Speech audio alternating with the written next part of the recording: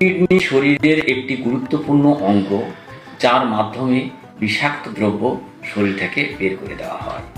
যে সমস্ত খাবার কিডনির জন্য উপকারী তার মধ্যে অন্যতম হলো পানি।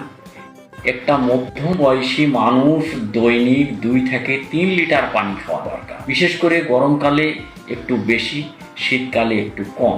পানির মাধ্যমে কিডনি বিষাক্ত পদার্থকে সেকে প্রস্রাব আকারে বের করে। তারপরে রয়েছে ফল, বিশেষ করে দেশি রসালো ফলগুলি, আনারস, পেঁপে, সাইট্রাস ফল যেমন মাল্টা, জাম্বুরা, কমলালেবু এবং বিদেশি ফলগুলির মধ্যে আপেল এবং যে কোনো বেরি জাতীয় ফল। সবজির মধ্যে রয়েছে যেমন বাঁধাকপি, ফুলকপি, শসা, লাউ, করলা, এগুলি কিডনির জন্য অনেক ভালো।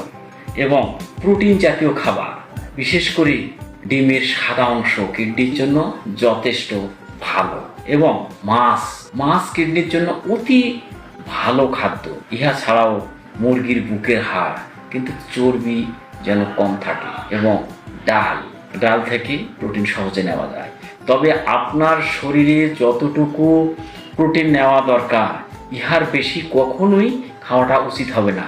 কেননা আমাদেরকে স্মরণ রাখতে হবে, প্রোটিন যেমন কিডনির জন্য ভালো, তেমনি অতিরিক্ত প্রোটিন কিডনিতে চাপ সৃষ্টি করতে পারে।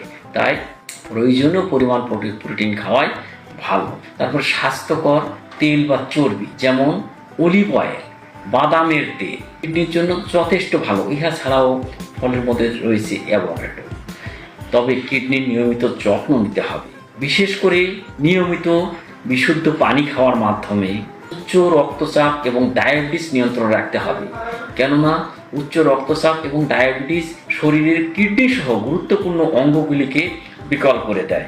অতিরিক্ত লবণ খাওয়া থেকে বিরত থাকতে হবে। একটি মানুষ যে কোনো উপায়ে, সেটা তরকারিতে হোক, ভর্তায় হোক, আর ভাজিতে হোক, আর ডালে হোক, যে 5 গ্রামের বেশি লবণ গ্রহণ করা ঠিক হবে না। তাহলে উহা কিডনির উপর চাপ সৃষ্টি করতে পারবে। এবং অপ্রয়োজনীয় ঔষধ সেবন করা যাবে না, বিশেষ করে ব্যথানাশক ঔষধ। ইহা কিডনির উপর প্রচণ্ড চাপ সৃষ্টি করে এবং বিকল করে দিতে পারে। ওজন নিয়ন্ত্রণ রাখতে হবে এবং ব্যায়াম করলে কিডনি ভালো থাকে। সর্বোপরি যে মাঝে মাঝে একটু ডাক্তারের চেক আপ করতে হবে যে কিডনির কোনো সমস্যা আছে কি না।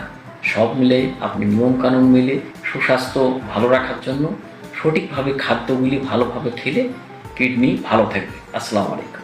জনস্বার্থে